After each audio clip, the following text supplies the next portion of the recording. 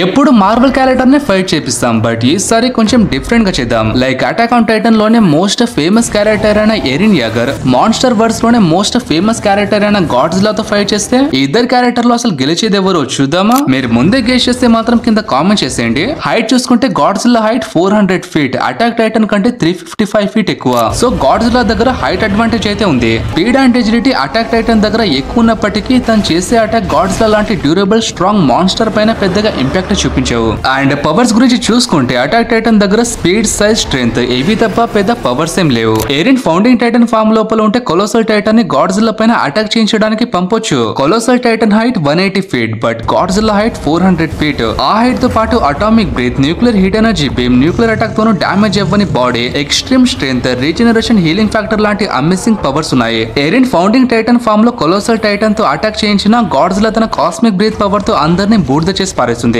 Founding Titan నే Godzilla ఓడించేస్తుంది. అలాంటిది Erin attack Titan తో కంపేర్ చేయటమే బెస్ట్.